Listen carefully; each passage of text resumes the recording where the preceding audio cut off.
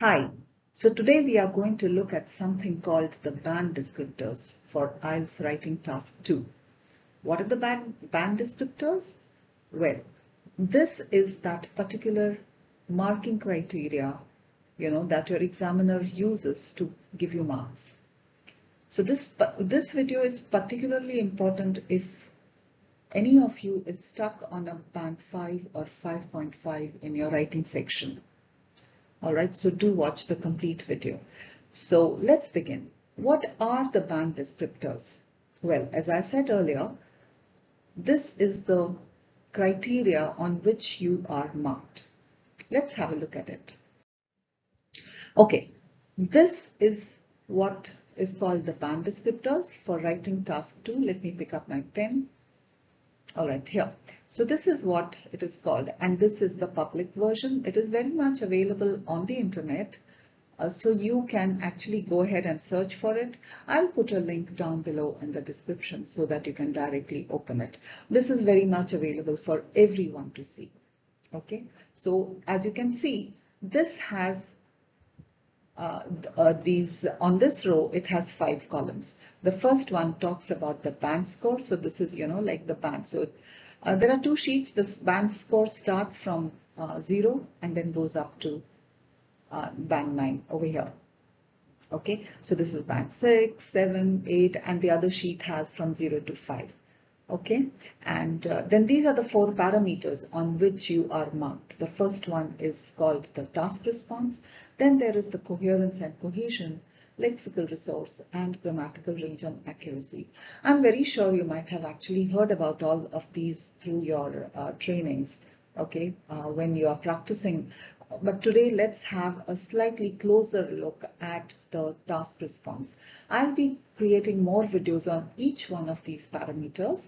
But today we look at what exactly is task response and how can you actually score from the task response parameter. Okay. Having said that, let me also tell you that each of these parameters carries about 25% of your marks in percentage. Okay. So each one is equally important. Okay, so once when you understand this, it would be very easy for you to kind of, strategize your work, your writing, so that you can make the most from your strengths, and you can actually start working a little bit on the ones which you're not very good with. Okay, all right, let's move ahead. So here's the other part of this of that sheet. So over here it starts from band 0, 1, 2, 3, 4, and 5. We'll start having a look at from band 5. Okay. Okay. All right. So okay. So let's begin. We will start with what does a band 5 do. So now this person has been actually making a lot of mistakes. The first one being he addresses the task only partially. So which means that he has not really answered the complete question, the question in its totality. So I'll give you an example here. So let's say if the question is discuss both views, he has discussed only maybe one view, and he did not discuss the other view at all. Or maybe it says the question is asking you to discuss both the views and give your opinion, and you have not given the opinion. Okay, or it could be any other important aspect that was there in the topic or the question which you have not discussed. Okay, so this person will definitely go down to a band 5. And the second thing, the format may be inappropriate in places. What do you mean by the format? It's the basic structure. So every essay has a basic structure, like the introduction, the BP1, the body para 2, and the conclusion. Okay, now this is the basic structure, but every question type has a different format. Okay, within that basic structure, there is a different format. Like, for example, an agree-disagree question would have a different format. A discuss both views would have a different format. An advantage-disadvantage question would have a different format. So you've got to follow that format, okay, to get a high score. The point 2, he expresses a position, but the development is not always clear and there may be no conclusions drawn. So what do you mean by a position? it's giving your opinion, it's taking a side. Okay, like for example, in an agree-disagree question, you say that I agree with whatever the topic is, but then you have expressed a position, but what happens? The development is not always clear. So the development, what do you mean by development? You've not really been able to explain it properly. Okay. So you've got to explain why, if I've said I agree with the situation, why do I agree? You've got to be very clear with that one.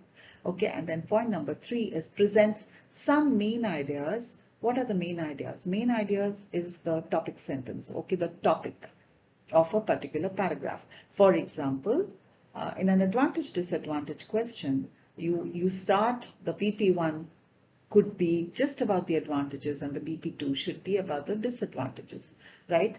And when you're doing that, in your BP1 and in your BP2, your first sentence is called the topic sentence, and you've got to explain in this topic sentence, it should be written in such a way that your reader or your examiner should clearly understand that, oh, this paragraph is going to be about the advantages. Your wording, your sentence should directly point out towards that. Okay.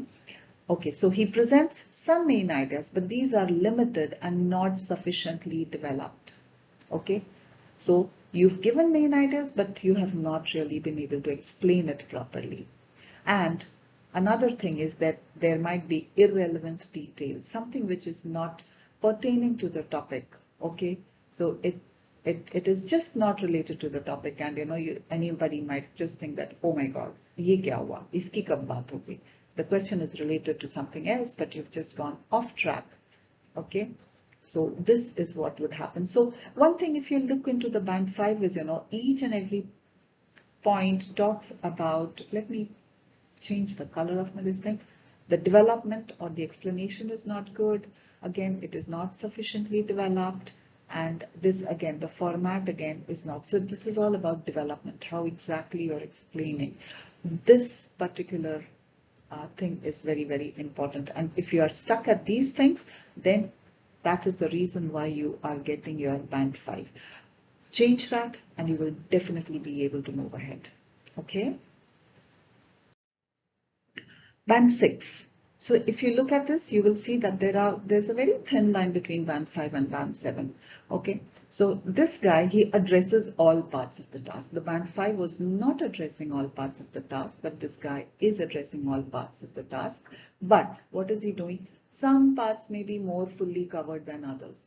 Okay, so which means, like, let's say the advantages, he's written more about the advantages, but he's written very little about the disadvantages. So this kind of an essay would be something like, which is an imbalanced essay. Okay, let's go to the second point. Presents a relevant position, which means he takes a stand, he takes a side, but the conclusion, by the time he comes to the conclusion, it's quite unclear. So the examiner ends up thinking, oh my God, what is this guy? Is he agreeing or is he disagreeing? Which side is he on? Right? What exactly is his opinion?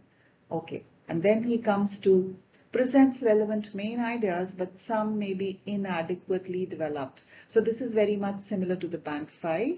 He has given some relevant main ideas, but he has not really been able to explain them very nicely. Okay, that's when you get a band 6. Let's move ahead. A band 7. What does a band 7 do? He addresses all parts of the task. Okay. He presents a very clear position throughout the response. Now, this is very, very important. You've got to present a very clear position throughout the response. What does that mean? It simply means that whatever your viewpoint is, whatever your opinion is, you have conveyed your opinion in each and every paragraph, be it the introduction, be it the body paragraphs, be it the conclusion. You've got to do it. How to do that? Well, I've got a video on my website. You can actually go ahead and have a look at that. I'll post the link of my website in the description. You can just go ahead and have a look at all those things. Okay, the next point is he presents, extends, and supports main ideas. This is something that this person has done, which has taken him to a band 7. What does he do? He has presented, means what? He has presented his ideas. He has given a very clear topic sentence. Okay, and then he has extended. What do you mean by extended? He has explained his topic sentence. Okay, and then he has supported the main idea. What do you mean by supporting the main idea? Supporting the main idea simply means giving a relevant example. So whatever I have been speaking about, in my topic sentence, and then I've explained my topic sentence, I have supported that with a very good example. Okay, with a relevant example. Okay, but again, there's a big but, that there may be a tendency to overgeneralize, or supporting ideas may lack focus. Okay, what do you mean by overgeneralizing? Overgeneralizing would mean like, saying like, putting everything together in one. Like, I'll give you an example here. It could be like, the question says, some people feel da da da da da, and you just go ahead and write, people say that. So it's the difference between some people and all people. Okay, so when you do in place of some people, you use all people do that. That is generalizing. Or, okay, a big or here, supporting ideas may lack focus. What are supporting ideas? Supporting ideas are nothing but my examples. And here I've given an example, but it is lacking focus. What does that mean? It just means that it is not relevant to what you have explained. Okay, so whatever you explained in the topic sentence, or whatever you said in the topic sentence, and then you explained your topic sentence, your example is way off track. It's just not related to whatever you have been talking. Okay, that is what this means. Okay, let's look at the band 8. The band 8, okay, this person is very good. So he has sufficiently addressed all parts of the task, and he has presented a well-developed response to the question with relevant, extended, and supported ideas. Right, so he's done everything right, and it's trust me, it is really very easy to do that. Okay, so this particular parameter, the task achievement, okay, or the task response parameter of the band descriptors, is something which is really very, very easy to achieve. Okay, one thing that I have not mentioned here is that your word count has to meet the requirement, which is 250 words minimum, but it's always a good idea to do a 200, oh sorry, I put in a percentage mark, no, not this, 250 words is what I meant, and it's a good idea to go up to around 280 words. Okay, you could also do about a 300-word essay, but no need to do more than that. Okay. All right, let's move ahead and see what a band 9 does. Of course, that person is going to be a super duper hero. Okay, so he fully addresses all parts of the task, and he presents again a fully developed position in answer to the question with relevant, fully extended, and supported ideas. Right? So this, and you know what, I told you this in the last slide. It's really easy to score in this particular parameter. The others might be troublesome for people who are not very good with their language skills, but this is, if you're stuck at band 5.5, this is your parameter where you can actually just go out and do that. So what all have we discussed in this? Okay, the first thing, word count is something that you should look into. You should make sure. So you can actually make notes on this. The word count, okay, answer all parts of the task, answer fully, I'll write here. So that this goes back to, if you remember, answer all of the question. Don't leave any important aspect missing. So this one, and of course, then this is something you give a proper topic sentence, follow the basic structure of the paragraphs. Okay, give a topic sentence, and then explain that topic sentence, explain it properly, give an example. Okay, give a relevant example. Okay, just don't just go off track, and then go on from there. Okay, for a better understanding of the basic structure, go to my website, please. I've done that very, at length. I've explained that in detail. Okay, so I think this is all. Yes, this is all for today. So I'll meet you again in some other video. The next video, of course, that's going to be on cohesion and coherence. So do wait for that one. All right.